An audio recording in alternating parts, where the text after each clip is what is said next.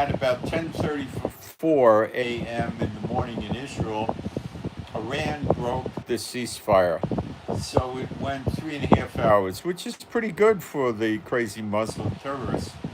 Um, they launched one missile into the north of Israel. I believe it was intercepted. Now, I'm unclear, it might have been more than one, but one's enough. So they violated the ceasefire.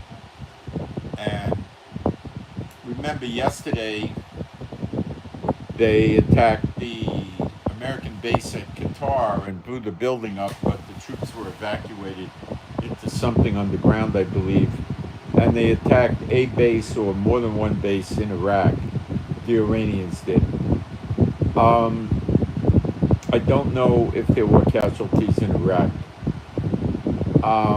Then they told Trump they would play the ceasefire game, and Trump went along with it and forced Israel into this retarded ceasefire, and it allowed Iran to get 5 or 6 volleys of missiles into us just before the ceasefire and up to 19 minutes after the ceasefire should have started.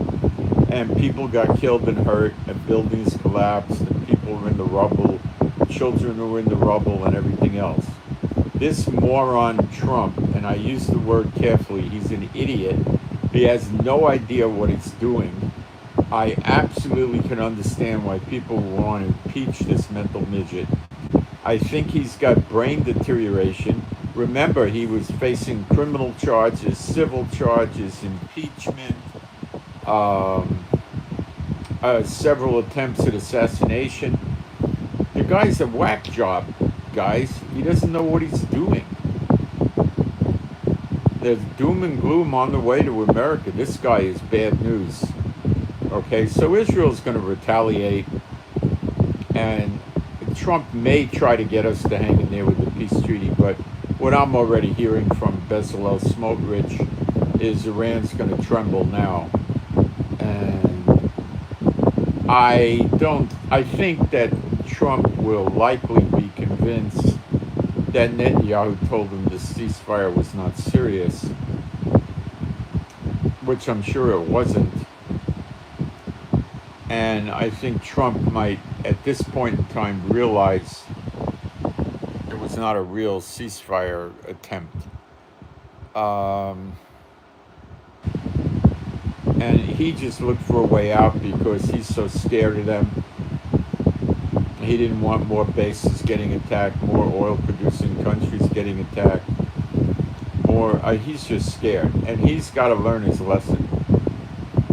Trump wants to roll with the big boys in the Middle East. He's going to have to fight. If he doesn't want to fight, he just needs to pack up his military and go back to America and be isolationist and just let the oil in the Middle East fall as it may. And I don't think he's going to do that. I think he's going to frightfully fight, but scared to death, but he'll do it. And they just put, I think yesterday or within the last 36 hours, air defense missiles up around the White House. So that's how scared he is. Okay?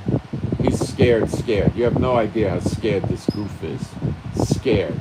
Like a little baby. Okay? He's petrified. That's why Iran was able to play him like a fiddle with the ceasefire, because they hit the American bases and he knew they were serious, and he got petrified. And he cost us 4 Israeli lives, a number of wounded, some critical, some superficial, and destruction of buildings. And everyone had to go in the fallout shelter because he let Iran play him like a fiddle. Okay? We could only hope that Trump learned his lesson with Iran. We could only hope.